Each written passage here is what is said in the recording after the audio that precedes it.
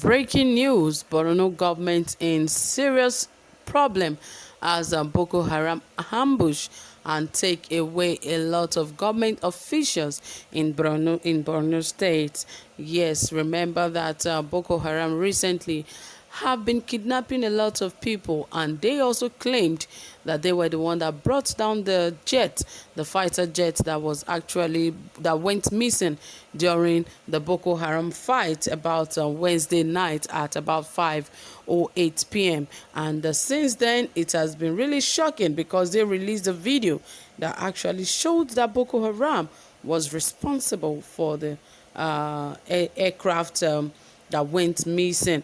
And of course, we've not heard anything from our government and what they have to say about all of that. But of course, right here, Borno government officials are in serious trouble as Boko Haram members again takes a lot of them into captives.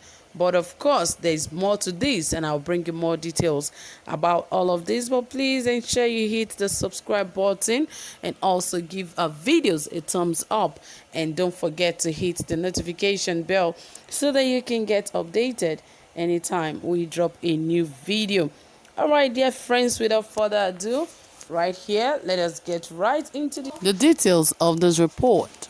Yeah, it says right here, at least 8 Boko Haram insurgents were killed on Friday when the group ambushed a convoy of Borno State Resettlement and Relief Committee officials.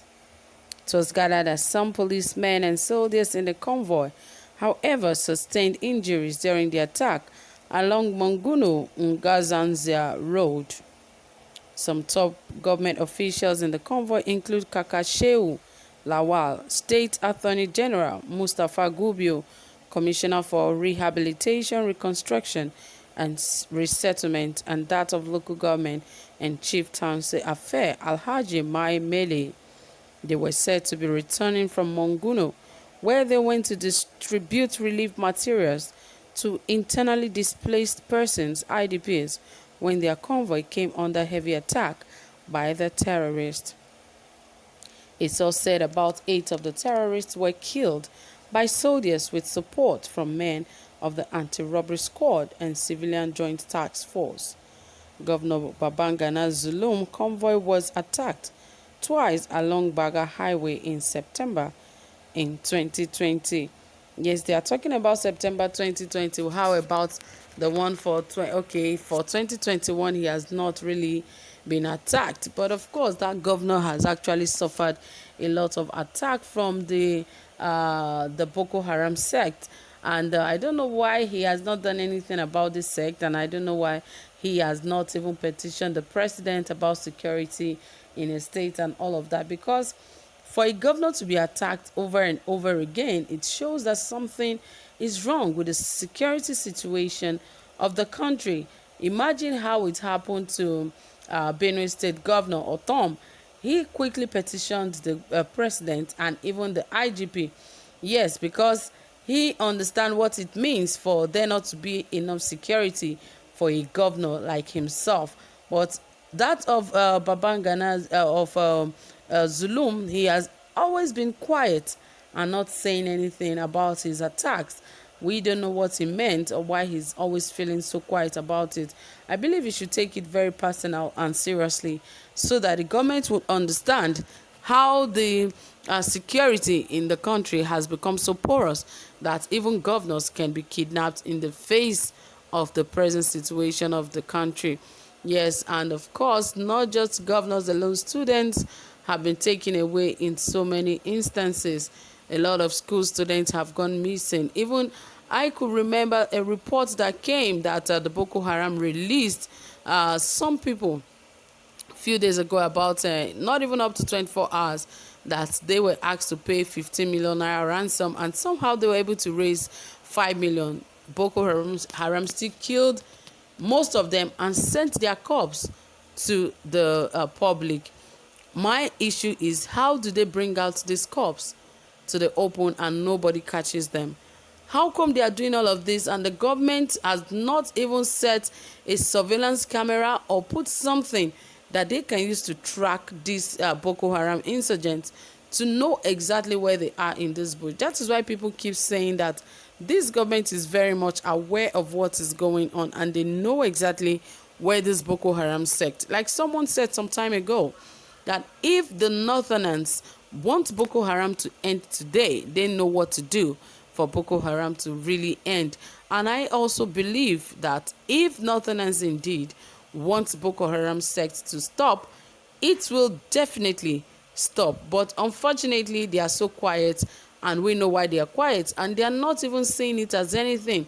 As much as their children, their wives, their relatives are being taken away, they still feel this has to do with politics. Politics aside, this has to do with your life, it has to do with that of your family.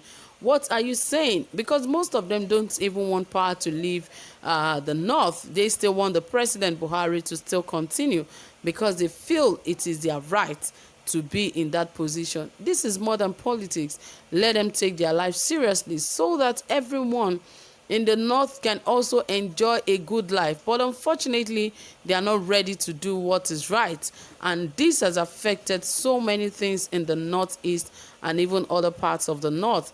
And if they continue like this, I am sorry, those of them that are still in support of this government are also going to suffer the repercussion of what they have refused to attend to as it is right now.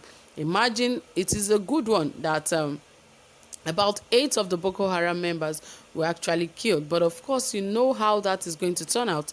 There could be a serious retaliation from the Boko Haram sect to Borno State. And you know they can come back and take a whole huge number.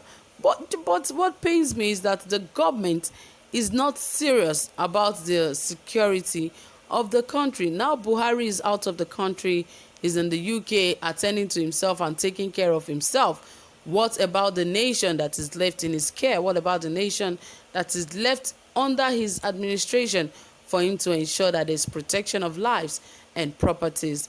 Everything is in disarray. Everything is turned upside down at the moment in the country, and he should take responsibility for all of that because he is the #1 citizen of the Federal Republic of Nigeria. And if he doesn't attend to these things, they are going to come back to haunt him. He might think that he will just get away with it, or perhaps when it is 2023, he will just hand over to one of his brothers. But I can tell you that God is still on the throne, and he will not let the wicked go unpunished, because most times when these things happen, the president behaves like he does not understand or he does not know what is going on in the country. Well, guys, it is really, really painful that Nigeria has turned to a hub of terrorists, and terrorism is flourishing so well in Nigeria that the terrorism is going to other parts of the country. There's now banditry, criminalism, and so many other sects taking over the country in the form of insecurity. And because our government is not ready to take up responsibility against this form of insecurity, this insecurity seems to be thriving really well. Well, guys, it is so heartbreaking and painful that things had to turn out like this. But all the same, please drop your comment and also tell us what you think about all of this. Thank you guys for staying tuned. Do have a pleasant time. Bye for now.